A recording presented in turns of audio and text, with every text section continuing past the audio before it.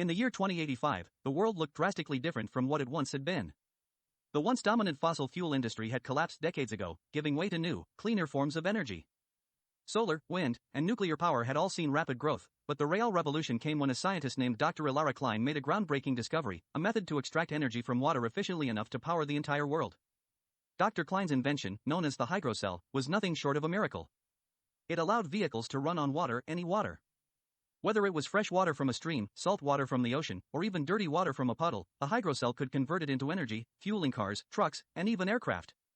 The only byproduct was pure water vapor, making the hydrocell the cleanest energy source humanity had ever seen. At first, there was skepticism. The world had been promised clean energy before, only to be let down by the limitations of existing technologies. But as soon as the first hydrocell-powered cars hit the market, it became clear that this was different. The cars ran smoothly, efficiently, and most importantly, they were cheap to operate. Water was abundant, after all, and unlike oil or coal, it was everywhere. The change was swift. Within a decade, nearly every car on the road had been converted to hydrocell technology. The streets were quieter, the air cleaner, and the skies clearer.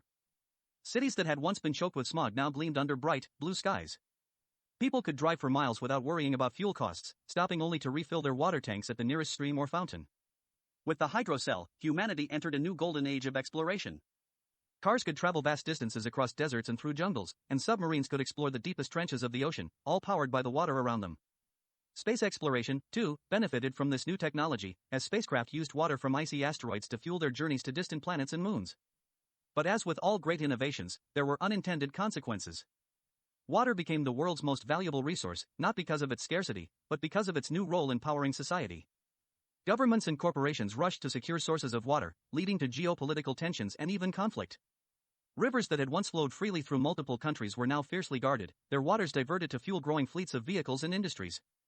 Deserts, once seen as barren wastelands, became the focus of intense drilling efforts as companies sought to tap into ancient underground aquifers. In regions where water was already scarce, the situation became dire. Countries that had once relied on importing fuel now found themselves struggling to maintain their water supplies. Droughts became even more catastrophic as the demand for water increased, and in some areas, wars broke out over control of lakes and rivers. The technology that had promised a brighter, cleaner future was now threatening to tear the world apart. In response, a global summit was called to address the growing water crisis. World leaders gathered in New Geneva, a gleaming city built on the shores of Lake Geneva, which had become a symbol of hope and cooperation. There, they debated how to manage the world's water resources fairly, how to prevent further conflicts, and how to ensure that the hydrocell technology did not lead to global catastrophe.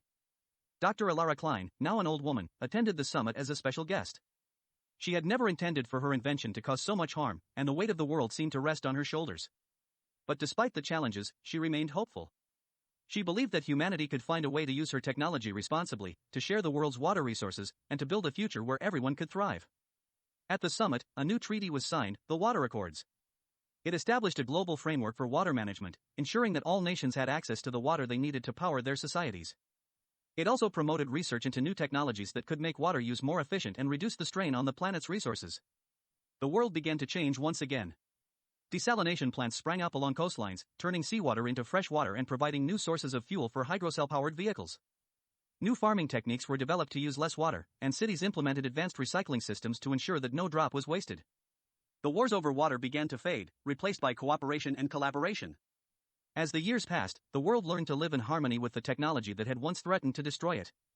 The hydrocell remained the dominant form of energy, but it was used wisely and carefully. Humanity had found a way to balance its thirst for progress with the need to protect the planet. And so, in the year 2105, 100 years after Dr. Klein's groundbreaking discovery, the world looked out across its vast, blue oceans and saw not a source of conflict, but a source of life, a life powered by water, sustained by wisdom, and guided by the hope for a better future.